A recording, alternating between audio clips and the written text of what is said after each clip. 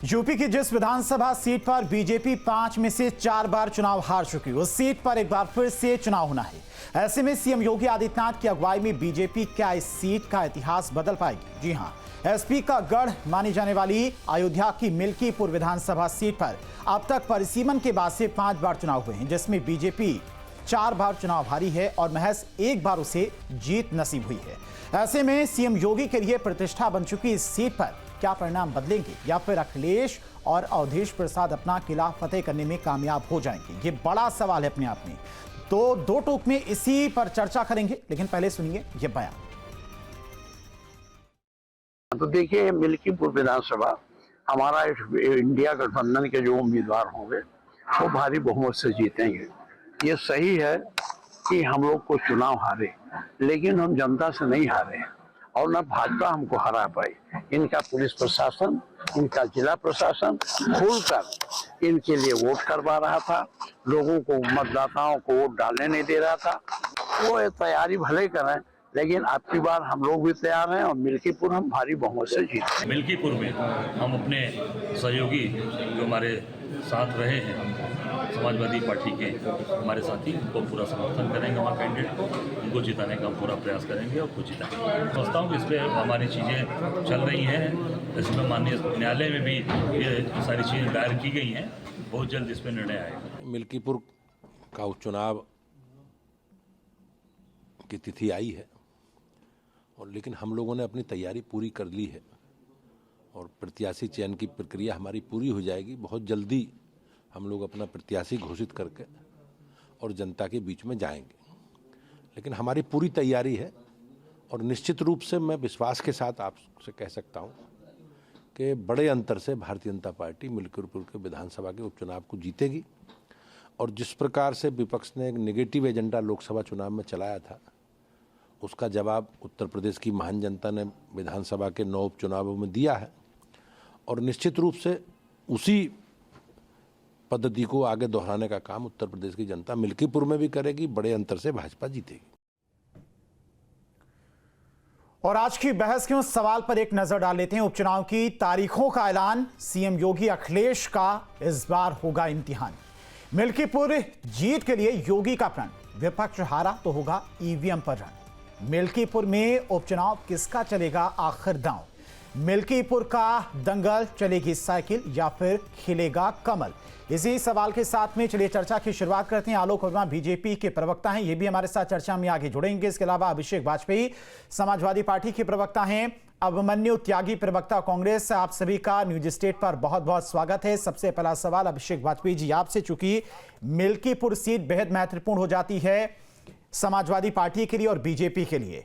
9 में से 7 सीटों पर बीजेपी के प्रत्याशी उपचुनाव में जीते थे, 2 सीटें समाजवादी पार्टी के खाते में आई थी, लेकिन मिल्कीपुर सीट कहा जाता है कि समाजवादी पार्टी का गढ़ है। ऐसे में समाजवादी पार्टी की तरफ से इस बार क्या रणनीति अपनाई जा रही है कि इस सीट पर समाजवादी पार्टी का प्रत्याशी जीतेगा? धन्यवाद। क्योंकि जब आपने इस बात को कहा कि 7 की 2 सीटें समाजवादी पार्टी के पास आई और अगर आप देखेंगे तो 2 सीटें, क्या जो आंकड़ा था उसमें अलग अलग चीजें आपको सामने आएंगी। और जनता ने नहीं हमें हराया है, पहले भी आप इस बात को जानते, जनता ने हमें नहीं हराया है, लेकिन प्रशासन के बलबूते पर भारतीय जनता पार्टी ने वो सीटें जीती हैं। और जैसा कि आप रणनीति की बात करें, देखिए, क्योंकि ये उपचुनाव है, लोकल मुद्दे इसमें हावी रहेंगे और लोकल मुद्दों पे ही बात करेंगे। हम जनता जनार्दन को उस बात को भी बताएंगे कि कैसे जल जीवन मिशन के माध्यम से भारतीय जनता पार्टी ने 31,303 करोड़ रुपए का घोटाला किया। हम इसको भी बताएंगे। हम वो भी बताएंगे कि कैसे पूर्व में अयोध्या के मेयर के ऊपर आरोप लगे थे जमीन हथियाने के, जो लोग आज भी उसका भुगतान कर रहे हैं। हम वो भी बताएंगे। हम बताएंगे कि भारतीय जनता पार्टी कैसे दोहरे चरित्र की पार्टी है, जो जनता जनार्दन के ऊपर विश्वास नहीं करती है। और जब अयोध्या की सीट वो हारे थे तो कैसे अयोध्या की जनता को अपमानित होना पड़ा था हम वापस से याद दिलाएंगे, लेकिन जनता जनार्दन के मुद्दों को प्रमुखता से हम रखेंगे। हम कहीं दोहरे चरित्र की राजनीति नहीं करेंगे। हम लेकिन जनता तो ये देखेगी ना कि मिल्कीपुर का विकास कितना हुआ। समाजवादी पार्टी के कार्यकाल की बात करें या फिर अन्य दलों की कार्यकाल की बात करें, किसके कार्यकाल में कितना विकास हुआ वो जनता देखेगी ना। पूरे प्रदेश से मिल्कीपुर की जनता को उतना शायद मतलब नहीं होगा। नहीं, जनता देखिए, जनता को हर एक चीज से मतलब होता है। आज सिर्फ हिंदू और मुस्लिम के माध्यम से लेकर के चुनाव चलेंगे तो जनता को इससे मतलब नहीं होगा। जनता को लोकल मुद्दों से लेकर के सभी मुद्दों को, जो अयोध्या के मुद्दे, उन सब चीजों से भी मतलब होगा। आप कहीं पे भी ये बात ना कहें। विकास के अगर काम ना किए होते तो क्या हम सीट निकाल पाते, या जनता जनार्दन को हमारे पर विश्वास होता? विश्वास कायम है, हम काम कर रहे हैं, हम आगे बढ़ रहे हैं। लेकिन भारतीय जनता पार्टी क्या कर रही है? लेटेस्ट आपने देखा कि 31,303 करोड़ रुपए का घोटाला हुआ, उससे जनता को फायदा होना था कि नुकसान होना था? ये पैसा किसकी जेब में गया? लेकिन फिर भी उसके बाद भी तो जनता बीजेपी को ही वोट कर देती है। 2022 में बहुमत से सरकार बन जाती है बीजेपी की। मैं फिर बता रहा हूं, ये भ्रम है। बीजेपी को वोट जनता नहीं कर रही है। तो कौन कर रहा है? अच्छी तरीके से जानते हैं, हम भी अच्छी तरीके से। जनता वोट नहीं करी तो कौन कर रहा है बताइए ना सर, खुल के बात करिए।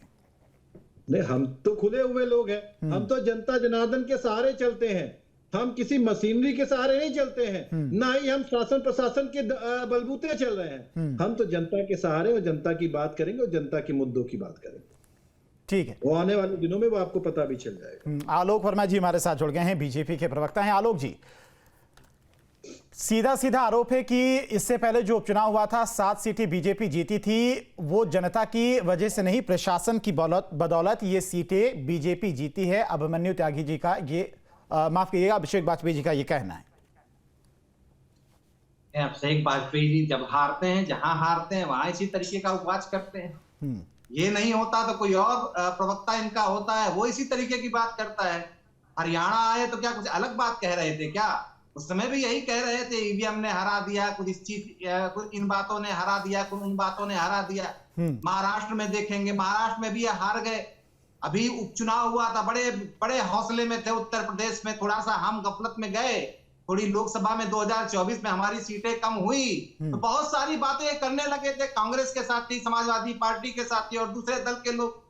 उपचुनाव हुआ, अभी कुछ रोज पहले उपचुनाव हुआ है, 9 सीटों पर उपचुनाव हुआ है, 7 सीटें भारतीय जनता पार्टी जीती है, उसके सहयोगी साथी जीते हैं।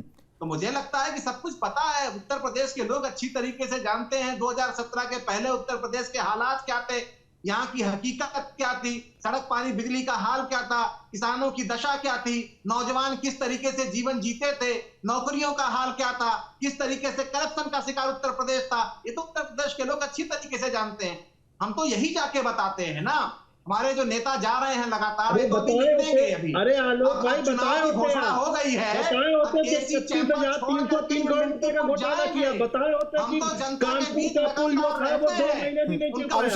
अभिषेक जी बीच में नहीं, महाराष्ट्र में समाजवादी ने 2 सीटों पर चुनाव लड़ा, 2 सीटों पर जीता।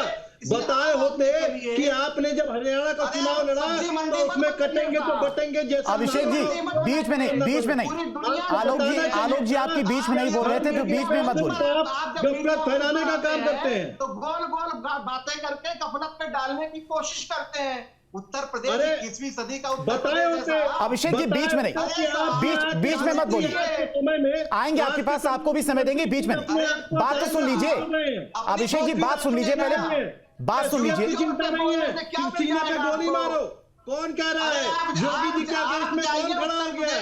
आप ही यहाँ पे मंत्री कह रहे हैं ना, आपके सहयोगी दल के मंत्री कह रहे हैं ना, आप जनता के बीच जाएंगे और उनको अच्छे तरीके से पता है कि क्या हो रहा है। परेशानी यही है कि आज आलोक भाई आप देख, हमारी कोई परेशानी नहीं है साहब, आप सिर्फ हिंदू मुस्लिम के एजेंडे पे चलना चाहते हैं, देश को आगे बढ़ाने के मुद्दे पे नहीं चलना चाहते। जितना काम आदरणीय अखिलेश यादव जी ने कर दिया वो आज की भारतीय जनता पार्टी है। अरे तो लगातार चुनाव में आपने कितना काम किया, अभिषेक जी, यही चीज जनता को क्यों नहीं समझा पाते हैं? यही चीज जनता को जब बीच में उनके जाते हैं तो क्यों नहीं समझा पाते हैं कि उनके कार्यकाल में कितना काम हुआ था? जनता हमें वोट दे रही है, लेकिन भारतीय जनता पार्टी शासन प्रशासन के दम पे चुनाव लड़ना चाह रही है, तो आखिर वो इसमें कामयाब नहीं होगी हथकंडों में बार-बार हो जा रहा है वोट का। उन्हें तमंचे लेकर के ऐसा चुप चल रहे हैं, जो सीटें इनकी मजबूत थी उसमें भी हारे। आखिर क्या है ये? जिनको गफलत में ले जाने की कोशिश करते हैं, गफलत में डालने की कोशिश करते हैं, वो भी भारतीय जनता पार्टी को वोट दे रहा है। ठीक है, चलिए अभिमन्यु त्यागी जी, कांग्रेस कहां है? पिछला उपचुनाव हो गया, कांग्रेस कहीं उतना प्रचार में कांग्रेस के दम दिखाई नहीं दिया। सपोर्ट करें समाजवादी पार्टी को, सीट पिछली बार भी नहीं मिली थी उपचुनाव में, सब जगह पर समाजवादी पार्टी के प्रत्याशी उतारे गए। इस बार भी समाजवादी पार्टी का प्रत्याशी है, कुछ नाराजगी भी आपके नेताओं में कई जगहों पर देखने को मिली थी। कांग्रेस कहां है? देखिए धीरेन्द्र जी, कोई नाराजगी नहीं है। हम दिल्ली में चुनाव लड़ रहे हैं और उत्तर प्रदेश में कांग्रेस पार्टी इंडिया अलायंस साथ है, समाजवादी पार्टी चुनाव लड़ रही है। देखिए मैं मुद्दे की बात करूंगा।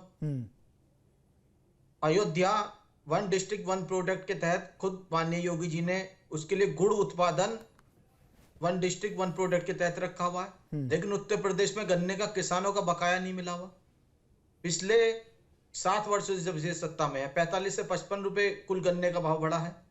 बराबर के राज्य हरियाणा में भी, पंजाब में भी 400 रुपए कुंटल गन्ने का भाव है, जबकि ये चुनाव के वक्त हर समय कहते हैं कि गन्ने का भाव बढ़ना चाहिए। अभी तक उत्तर प्रदेश में सबसे कम गन्ने का भाव है। अगेती फसल का 370 रुपए कुंटल का दाम है। पिछले 7 वर्षों में कुल 45 से 55 रुपए का रेट इन्होंने बढ़ाया। मैं कहना चाहता हूं, जनता ने मुद्दों पर चुनाव में वोट दिया था, लोकसभा चुनाव में। निश्चित तौर पर जनता इनको सबक सिखाएगी, इंडिया अलायंस को वोट करेगी। हिंदू मुसलमान, भारत पाकिस्तान, मंदिर मस्जिद पर जनता अब वोट करने नहीं जा रही। अब जो असल मुद्दे हैं, रोजगार का मुद्दा असल मुद्दा है, रोटी का मुद्दा असल मुद्दा है, महंगाई का जो मुद्दा है वो असल मुद्दा है। जनता उसी मुद्दे पर हर जगह वोट कर रही है और यूपी में भी, मिल्कीपुर में भी करने जा रही है। ये सब मुद्दे हैं अगर अभिमन्यु जी, तो हर बार क्यों ऐसा होता है कि रिजल्ट आपके अगेंस्ट आ जाता है? जनता के जो आप मुद्दे गिना रहे हैं, जनता को ये सारी चीजें क्यों समझ में नहीं आती आखिर में? देखिए धीरेन्द्र जी, जनता भावनात्मक मुद्दों पर भारतीय जनता पार्टी के साथ चली गई, लेकिन जो असल मुद्दे वो जू के तू खड़े रह गए। हर बार ये चुनाव जीते, असल मुद्दे जू के तू खड़े रह जाते, तो जनता कब तक इनका साथ देती? तो अब की बार देखने में आ गया लोकसभा चुनाव में, जनता ने इनको मैंडेट तो दिया ही नहीं है। आज भी जू के तू असल मुद्दा खड़ा हुआ है। रोजगार पर जब नौजवान सवाल करता है तो उसको लाठी मिलती है, महंगाई पर जब सवाल होता है तो लाठियां मिलती हैं। तो चारों ओर हाहाकार मचा है, चाहे पर्ची लीक हो, चाहे किसान परेशान हो, चाहे छुट्टे जानवर पे परेशान हो, चाहे एमएसपी चाह रहा हो, चारों ओर हाहाकार मचा हुआ है। जनता निश्चित तौर पर इनको मिल्कीपुर में सबक सिखा रही है, साथ में दिल्ली में भी इनको सबक सिखाने जा रहे हैं। आलोक जी, जिस तरह से 6 मंत्रियों की फौज उतारी गई है मिल्कीपुर सीट पर, मुख्यमंत्री योगी आदित्यनाथ खुद मॉनिटरिंग कर रहे हैं, कई बार का दौरा भी हो चुका है, चुनाव से पहले कई सारी सौगातें भी मिल्कीपुर को मिल चुकी हैं, विधानसभा को। लगता है यहां पर टफ फाइट है। देखिए, इससे मत आकिए कि टफ फाइट है कि टफ फाइट नहीं। कोई भी इलेक्शन हो, यहां तक कि ग्राम पंचायत का भी इलेक्शन होता है, भारतीय जनता पार्टी पूरी गंभीरता के साथ करती है। कोई भी विधानसभा चुनाव हो, उपचुनाव हो, लोकसभा का चुनाव हो, आपने कभी नहीं देखा होगा कि भारतीय जनता पार्टी की राजनीति किसी कमरे में, बंद कमरे में बैठ करके हुई हो। हमारे नेता जाते हैं, हमारे संगठन के नेता जाते हैं, और जो काम योगी जी ने, मोदी जी ने किया है वो काम लेकर के जाते हैं। हम अगर परिवर्तन लेकर के आए, आपका तो मंच बड़ा है, और मैं बड़े, अभी पता नहीं क्या क्या बोल रहे थे हमारे साथी, मैं तो बड़े दावे के साथ कहता हूं कि मैं, और मिल्कीपुर की जनता के साथ भी कहता हूं कि अगर परिवर्तन आया है, 2017 के पहले की तुलना कीजिए और 2017 के बाद की तुलना कीजिए, अगर जमीन आसमान का फर्क आया है, सड़क पानी बिजली का काम हुआ है, आपकी बेहतरी के लिए हमने कुछ काम किया है, तब भारतीय जनता पार्टी को वोट जनता क्यों नहीं देख पाई? 2022 में, 17 में मिल्कीपुर की जनता ये परिवर्तन क्यों नहीं देख पाई? आवाज आपकी थोड़ी कम आ रही है, बात करें। कह रहे इससे पहले के इलेक्शन में जब ये सीट समाजवादी पार्टी जीत रही थी, बीजेपी हार रही थी, तमाम परिवर्तन हो रहे थे पूरे प्रदेश में, तब ये परिवर्तन मिल्कीपुर की जनता क्यों नहीं देख पाई?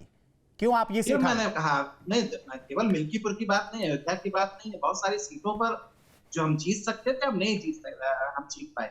बहुत सारी उसकी वजह थी, उसको जाने दीजिए। मुझे लगता है गंगा में बहुत पानी बह गया, हम बहुत आगे बढ़ गए। इसके बाद का चुनाव भी हो गया, 9 सीटों पर चुनाव था, उपचुनाव था, 7 सीटें भारतीय जनता पार्टी और उसके साथी दल जीते हैं। तो मुझे लगता है कि आगे बढ़ना चाहिए। भारतीय जनता पार्टी ने अपनी कमियों से, अपनी मुश्किलों से, जो उसके हालात बिगड़े हैं उसको भी उसने समझा है, क्यों क्या कमी रह गई वो भी हम अच्छी तरीके से जानते हैं। और अब आप देखिएगा मिल्कीपुर सीट की बात मैं अभी से कह दे रहा हूं, मिल्कीपुर सीट एक बड़े अंतर से भारतीय जनता पार्टी जीतेगी और इसमें कहीं कोई शक नहीं है। कोई कितना भी जोर लगा ले, इतने कॉन्फिडेंस से मत कहिए, वरना अभी अभिषेक जी कह देंगे कि प्रशासन के दावे पर, प्रशासन के बलबूते पर ये सीट आप जीत गए। इतना कॉन्फिडेंस कैसे आखिर? मित्र, इतना कॉन्फिडेंस इसलिए अभी आपने कहा ना कि हमारे नेता क्यों लगे हुए हैं वहां पे।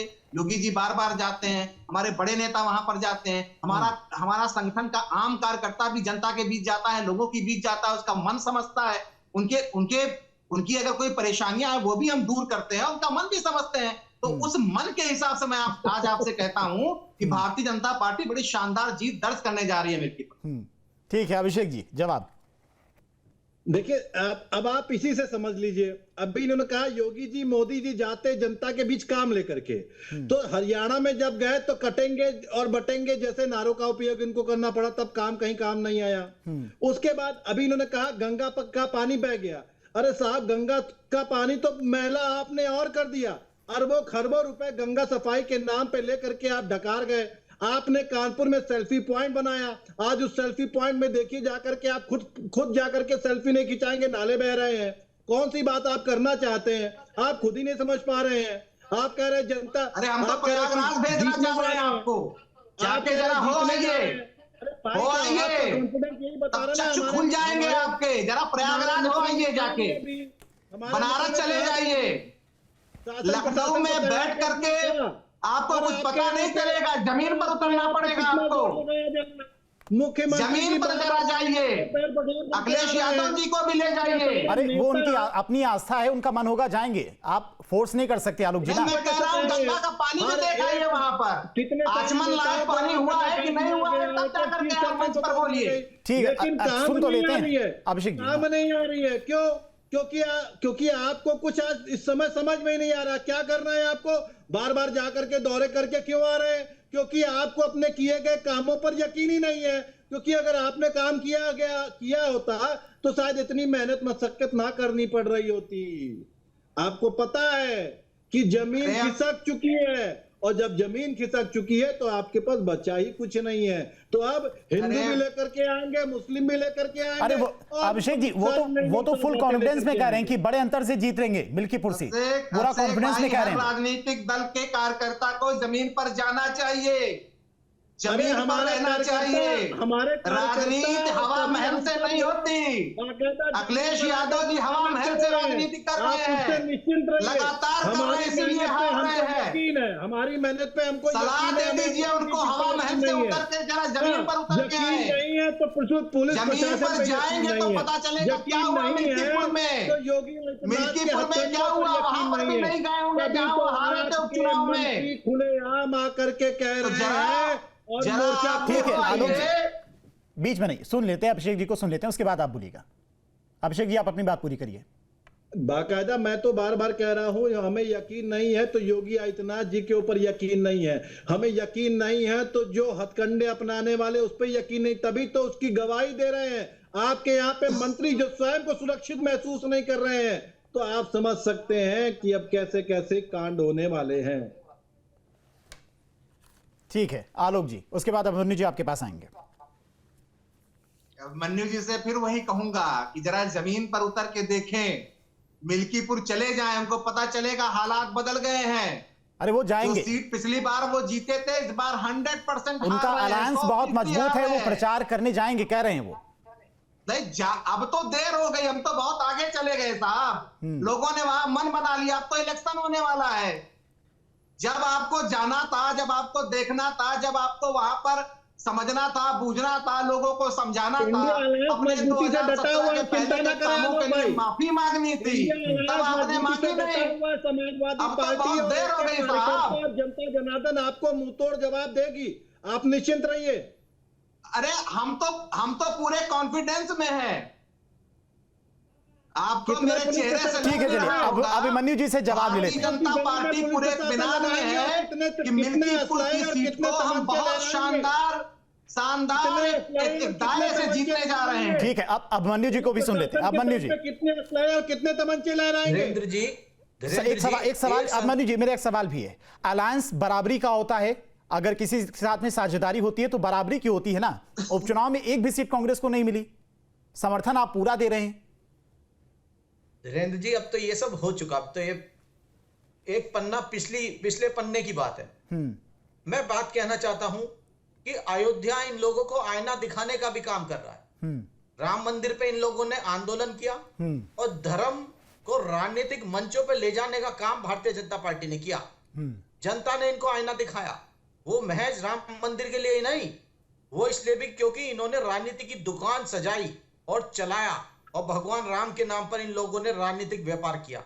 धीरेन्द्र जी, मैं बहुत जिम्मेदारी के साथ एक और बात कहना चाहता हूं कि अयोध्या के जो क्षेत्र है 25 किलोमीटर के एरिया में इन लोगों ने जमीन के रेट इतने पहुंचा दिए, उसमें जो बड़े बड़े होटल आएंगे वो एक क्षेत्र के आएंगे जो लोग सबसे ज्यादा लोगों का धन लूट कर बाहर विदेश भागे हैं। गुजरात के उस करीबी लोबी का जो भारतीय जनता पार्टी का हमेशा सहयोग करती है। और महज अयोध्या ही नहीं, चाहे बनारस देख लें, चाहे मेरठ हो, जहां जहां भी नगर निगम है, चाहे गाजियाबाद है, तो जो गुजरात की बड़ी बड़ी कंपनीज हैं वहां के लोग आकर यहाँ ठेका टेंडर लिए हुए हैं। और मेन जो उत्तर प्रदेश के ठेकेदार हैं आज पैदल घूम रहे हैं, आज मजबूरी में वो कॉन्ट्रैक्ट जो असल लोगों के पास कॉन्ट्रैक्ट है सब कॉन्ट्रैक्ट लेके काम कर रहे हैं। तो चारों ओर हाहाकार मचा है धीरेन्द्र जी। और कथनी करनी में भाजपा के बड़ा फर्क है, जब विपक्ष में होते हैं तब कुछ और बात करते हैं, जब ये लोग सत्ता में आते हैं तो हमारे दो वाले सिद्धांत पे काम करते हैं, चंद पूंजीपतियों के लिए काम करते हैं। और जो एक बहुत बड़ा वर्ग है कमेरे लोगों का, जो बहुत बड़ा वर्ग है जो व्यापारी लोगों का, उनका गला घोटने का काम करते हैं। अयोध्या की जो जनता है उसने इनको पहले भी आईना दिखाया था, निश्चित तौर पर अब इनको फिर आईना दिखाने जा रहे। ठीक है आलोक जी, बहुत कम शब्दों में जवाब, उसके बाद अभिषेक जी आपके पास आएंगे, समय कम है। आवाज कट रही थी, मुझे लगता है कि बहुत सारी बातें मैं सुन नहीं पाया। चाहूंगा कि एक बार सवाल अगर आप कर लें तो सवाल आलोक जी वही है अभिमन्यु जी का कि जो कॉन्ट्रैक्ट हैं वो गुजरात के या फिर अन्य प्रदेशों के कॉन्ट्रैक्टर को दिए जा रही हैं। प्रदेश के जो तमाम ठेकेदार हैं, कॉन्ट्रैक्टर हैं, वो खाली बैठे हैं, उन्हें काम नहीं मिल रहा है। विकास के नाम पर कहीं ना कहीं एक बड़ा खेल हो रहा है उनका। सीधा सीधा यही सवाल है बस। नहीं, ये तो मैं सीधी सी बात मैं कहता हूँ, मैं तो आपके मन से भी फिर से वही बात दोहरा रहा हूँ और मिल्कीपुर की जनता से भी यही कह रहा हूँ कि अगर हमने काम किया है, अगर हमने हालात बदला है, 2017 के बाद अगर परिवर्तन दिखाई पड़ रहा है, जमीन पर दिखाई पड़ रहा है, आपके गांव में आया है, सड़कें आपको दिख रही हैं, पानी आपके घर तक पहुंचा है, आपके दरवाजे तक पहुंचा है, किसानों की बेहतरी के लिए कुछ हालात बदले हैं, सिंचाई का पानी आपकी नहरों में पहुंचा है, तब आप भारतीय जनता पार्टी को वोट दीजिएगा। सड़कें 2007 सबके पास आंखें हैं, 2017 के पहले की तुलना कीजिए और 2017 के बाद 6-7 साल में जो काम भारतीय जनता पार्टी ने किया है, योगी जी की सरकार ने किया है, अभिषेक जी आ रहे हैं आपके पास। तब आप भारतीय जनता पार्टी के साथ खड़े होंगे। तो मुझे लगता है कि जब काम की बात हो रही है, काम पर हम वोट मांग रहे हैं और काम पर ही ठीक है। अभिषेक जी जवाब, समय कम है। अभिमन्यु जी क्षमा चाहेंगे, अभिषेक जी जवाब, समय कम है, 30 सेकंड में। ये इनके काम ही तो है। जल जीवन मिशन में 31,303 रुपए का ताजा घोटाला किया, फिर भी ये मानने को तैयार नहीं है। आपने देखा कि कैसे जनता को ठग रहे हैं, ये हर दिन नए दिन हथकंडे अपना रहे हैं, कैसे रोजगार के बहाने अपनी जेबें गर्म कर रहे हैं, फिर भी ये मानने को तैयार नहीं है। आप इन चीजों को देखने का कोई नाम ही नहीं ले रहे, उसके बावजूद सारी चीजें बात कर रहे हैं। देखिए, भारतीय जनता पार्टी बहुत हताश है, डरी हुई है, इस वजह से नए हथकंडे लेकर के आ रही ताकि जनता को भ्रमित कर सके। ठीक है अभिमन्यु जी 30 सेकंड। देखिए धीरेन्द्र जी बिल्कुल झूठ बोल रहे हैं हमारे जो साथी है भाजपा के, हमारे भाई बैठे हैं। गंगा जी में आज भी नाले गिर रहे हैं, ये कह रहे हैं कि नहरों का पानी पहुंचाया जा रहा है, सिंचाई के लिए रजवाई में पानी नहीं है, रजवाई की सफाई के नाम पे भ्रष्टाचार किया जा रहा है उत्तर प्रदेश में। ये कह रहे हैं कि बिजली पहुंचाई जा रही है, ये हर तरीके से झूठ बोल रहे हैं। छुट्टा जानवर से किसान परेशान है, डाई की लाइन में लगकर किसान आंदोलन चला रहे हैं, ये उन पर लाठी बरसा रहे हैं। और चलिए, ठीक है। खाद के कट्टे का वजन लगातार कम कर रहे हैं। प्रदेश ये की कह रहे हैं जनता पानी पहुंचा सब रही कुछ देख किसानों रही है, को। वो तय अरे आप करेगी झूठ क्यों 5 बोल रहे तारीख को लगातार? किसे जनता ने वोट इसीलिए देना है। आपको आप समझ सभी मेहमानों का न्यूज स्टेट से जुड़ने के लिए बहुत बहुत शुक्रिया। तो दावे और वादे दलों की तरफ से बहुत सारे किए गए हैं, जो आजमाइश भी समाजवादी पार्टी, बीजेपी और कांग्रेस की तरफ से लगाई जा रही है, क्योंकि मिल्कीपुर सीट बीजेपी और समाजवादी पार्टी दोनों के लिए प्रतिष्ठा का सवाल है। आखिर यहां जीत किसकी होगी, 8 फरवरी को नतीजे सामने आएंगे। फिलहाल 2 टूक में रुकते हैं छोटे से ब्रेक के लिए। न्यूज नेशन अब व्हाट्सएप पर खबरों के ताजा अपडेट के लिए न्यूज नेशन के इस QR कोड को स्कैन करें।